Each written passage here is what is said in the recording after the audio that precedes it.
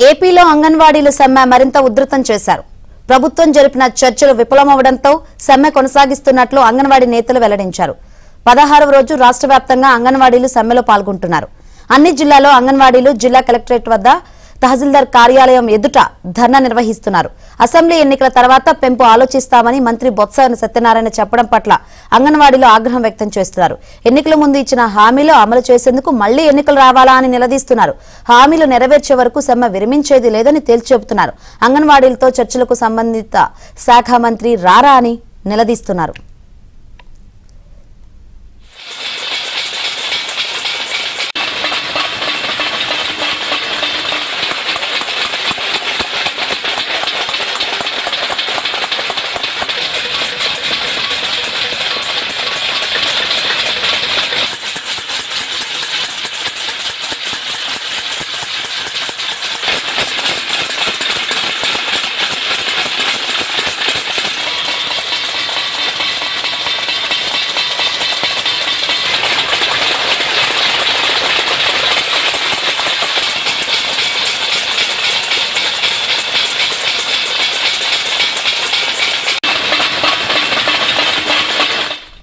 అంగన్వాడీల సమ్మె 16వ రోజు చేరింది. ప్రభుత్వంతో చర్చలు విఫలమవడంతో సమ్మెను ఉధృతం చేసిన పరిస్థితులు అయితే కనిపిస్తున్నాయి.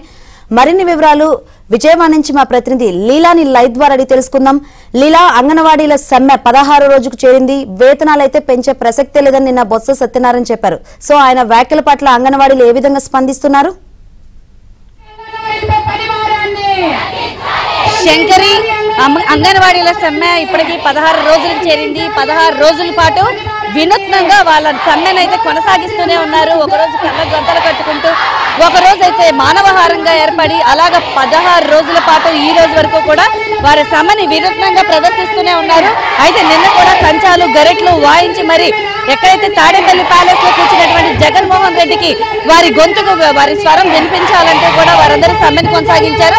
అయితే నిన్న చర్చలకని పిలిపించారు. ఎవరైతే ఉన్నారో సిఐటికి సంబంధించినటువంటి కార్యకర్తలందరినీ, అంగన్వాడీ కార్యకర్తల్ని నిన్న చర్చలకు పిలిపించారు. అయితే నిన్న సజ్జల రామకృష్ణారెడ్డి, అలాగే బొత్స సత్యనారాయణ, అలాగే ఎవరైతే శిశు సంక్షేమ శాఖ మంత్రి ఉషశ్రీ చరణ్ కూడా వీళ్ళందరినీ కూడా చర్చలకు పిలిపించారు. అయితే చర్చలకు పిలిపించి వీళ్ళని అవమానించారు. అయితే వీళ్ళ ప్రధానమైనటువంటి డిమాండ్స్ అయితే మాత్రం వారు పట్టించుకోలేదని అయితే మాత్రం ఇక్కడ ఉన్నటువంటి నాయకులు చెప్తున్నారు. వారి మాటలు అడిగి తెలుసుకుందాం. చెప్పండి మేడం, నిన్న సాయంత్రం అసలు ఏం జరిగింది? చర్చలకు పిలిపించి ఏం చేశారు? మమ్మల్ని చర్చలకు ఆహ్వానించి మీకు 10 డిమాండ్లు మేము అమలు చేశాము అని చెప్పేసి చెప్తున్నారు. కానీ మా 10 డిమాండ్లు ఏం అమలు చేశారు అని మేము ప్రభుత్వాన్ని అడగదలుచుకున్నాము. ఈ రోజు మాకు కనీస వేతనం 26,000 రూపాయలు కావాలి అనేది మెయిన్ డిమాండ్. దాన్ని అమలు చేయలేదు. అది ఇవ్వలేము అని చెప్తున్నారు. గ్రాడ్యుటీ పక్క రాష్ట్రాల్లో అమలు జరుగుతుంది గ్రాడ్యుటీ అనేది. కానీ మన రాష్ట్రంలో వచ్చేసరికి మన సిఎస్ గారు కానీ బొత్స సత్యనారాయణ గారు కానీ ఏం చెప్తున్నారంటే, మీరు కోర్టులకు వెళ్ళండి, మీరు కేంద్ర ప్రభుత్వం మీద సుప్రీంకోర్టు మీద కోర్టులో కేసులు వేసుకోండి అని చెప్తున్నారు. అది అసలు ఎలా కరెక్ట్ అని చెప్పేసి మేము అడుగుతున్నాము. మేము 15 రోజులు నిన్నటికి ఇవాళ 16వ రోజు రాష్ట్ర వ్యాప్తంగా 106,000 మంది అంగన్వాడీ వర్కర్లు, హెల్పర్లు, మినీ వర్కర్లు అందరూ రోడ్ల మీదకి వస్తే ప్రభుత్వానికి కనపడట్లేదా అని మేము అడుగుతున్నాం.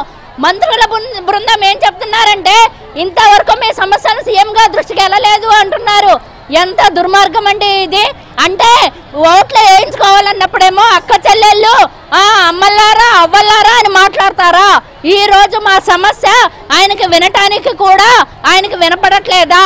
ఆయన కనీసం ఆయన దృష్టికి రాలేదు అని చెప్పేసి వీళ్ళు చెబుతున్నారు. అది ఇలాంటి పరిస్థితులు వెంటనే మా సమస్యలు పరిష్కరించాలి. లేని పక్షంలో మేము మా ఉద్యమాన్ని ఉధృతం చేస్తాం. అంగన్వాడీలంటే ఏమిటో రుచి చూపిస్తాం.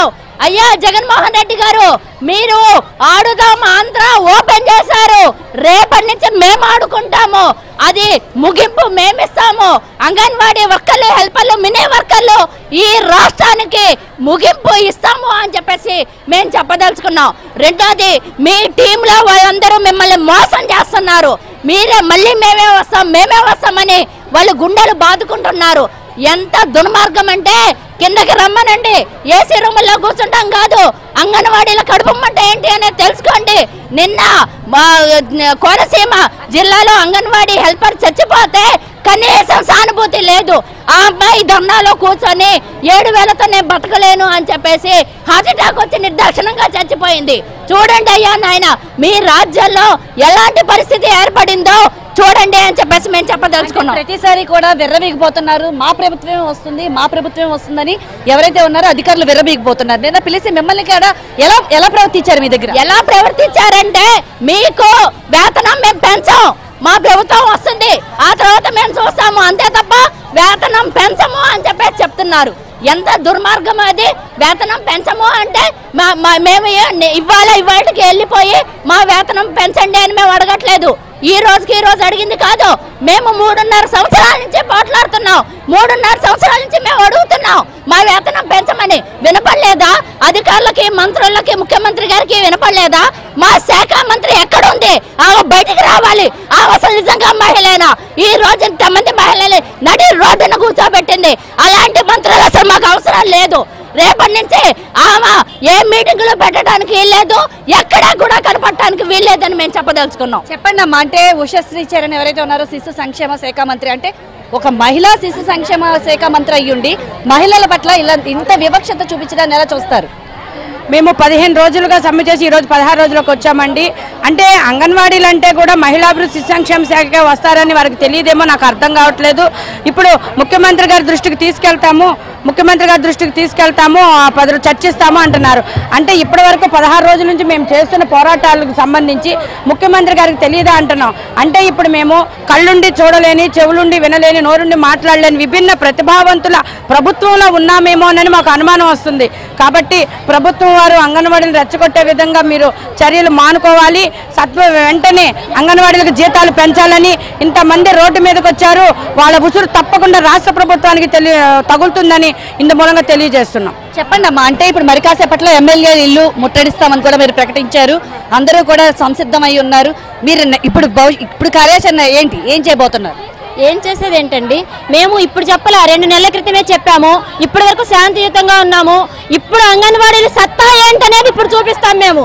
ఇప్పుడు కడుపు మండిపోతుంది మాకు. ఇవాళ నేను ఒక్కదాన్నే వచ్చా, రేపొద్దున నా కుటుంబం వస్తుంది, తర్వాత లబ్ధిదారులు వస్తారు, తర్వాత వివిధ పార్టీల వాళ్ళు వస్తారు, వివిధ సంఘాల వాళ్ళు వస్తారు. తర్వాత ఏం చేస్తామంటే ఇవాళ ఎమ్మెల్యే గారి ఇల్లు ముట్టడి, రేపొద్దున కలెక్టరేట్ ముట్టడి, ఆ తర్వాత సీఎం క్యాంప్ ఆఫీస్ ముట్టడి. ఆయన చక్కగా ఇంటికి పంపించేస్తాం. అది మహిళా శిశు సంక్షేమ శాఖ. ఆవిడ మాకు అక్కర్లేదు. ఆవిడ మహిళల పట్ల మాట్లాడినప్పుడు ఆవిడ ఇంటికి వెళ్ళిపోవాలి.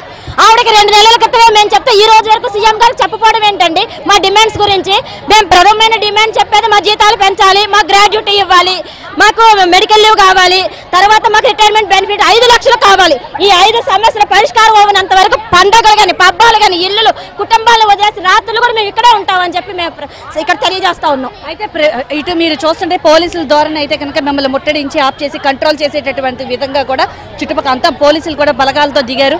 సో ఇప్పుడు మీరు ఎలాంటి కార్యాచరణ చేయబోతున్నారు? ఏదైనా చేయడానికి సిద్ధమే. ఇవాళ మా ప్రాణాలు ఇవ్వడానికైనా మేము సిద్ధంగా ఉన్నాం. మాకు సమస్య తీరాలి, మా సమస్య పరిష్కారం అవ్వాలి. మా సమస్య పరిష్కారం అయ్యేంత వరకు మేము ఇక్కడే ఉంటాం. అవసరమైతే మేము రోడ్ల మీద నిరాహార దీక్షలు ఇక్కడే పడుకుంటాం, ఇక్కడే తింటాం, ఇక్కడే ఉంటాం. సార్ చెప్పండి సార్, ఎలా ఈ ప్రభుత్వం మండి వైఖరిని ఎలా చూస్తారు? నిన్న మిమ్మల్ని ఏదైతే ఉందో పిలిచారు, చర్చలకు పిలిపించి ప్రభుత్వం మొండి వైఖరిని ఏ రకంగా చూస్తారు అసలు? అంటే అవమానించడం, అంటే అంగన్వాడీలను పిలిపించి వాళ్ళు సానుకూలంగా మాట్లాడకుండా మిమ్మల్ని అవమానించడాన్ని ఎట్లా చూస్తారు? ప్రభుత్వం చాలా ధిక్కారంగా వ్యవహరిస్తుంది. ఎందుకంటే ప్రభుత్వం చర్చలకు పిలిచినప్పుడు ప్రభుత్వం చేయాల్సింది సానుకూలంగా వ్యవహరించాలి. గతంలో చెప్పిన కానీ కొత్తగా చేయాల్సింది చేయాలి. ఆ పని చేయకోకుండా ఈరోజు ప్రభుత్వం ఏంటంటే చర్చల పేరుతో కాలయాపన చేసి అంగన్వాడీ ఉద్యమాన్ని నీరుగార్చాలనే ఉద్దేశంతో ప్రభుత్వం వ్యవహరిస్తుంది. ఈ వ్యవహారాన్ని మేము తీవ్రంగా తప్పుపడుతున్నాం. ప్రభుత్వం ఎప్పటికైనా స్పందించండి. ఈ ఉద్యమం తీవ్ర రూపం దాలుస్తుంది. ఈరోజు ఎమ్మెల్యేలు, కలెక్టర్ వరుసగా ఈరోజు చాలా తీవ్రమైన ఉద్యమ రూపంగా ఈ ఉద్యమం తీసుకుంటుంది. ప్రభుత్వం దానికి బాధ్యత వహించాల్సి వస్తుందని మేము చెప్పదలుచుకున్నాం. అయితే చూశారు కదా, ఓవరాల్ గా ఒకటే చెప్తున్నారు. ఇక్కడ ఉన్నటువంటి వారికి సపోర్ట్ చేస్తున్నటువంటి సిఐటియు నేతలు, అలాగే మహిళా సంఘాలు అందరూ కూడా ఇక్కడ రెడీగా ఉన్నారు. మరి కాసేపట్లో అయితే మాత్రం మేమంతా ఎమ్మెల్యేలు ఇళ్లకి ముట్టడించడానికి రెడీగా ఉన్నాము.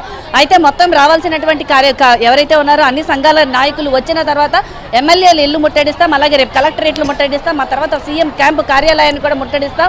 ఒకవేళ పోలీసులు అడ్డుకుంటే రోడ్ల మీద కూర్చొని నిరాహార దీక్షలు చేస్తామంటూ కూడా వీరందరూ పెద్ద ఎత్తున ఆగ్రహానికి అయితే చేస్తున్నారు. శంకరి, మేము కడుపు మండి ఉన్నాము కాబట్టి మేమేంటో చూపిస్తామని అయితే అంగన్వాడీలు అయితే మాత్రం ఉద్యమాన్ని కొనసాగిస్తామని కూడా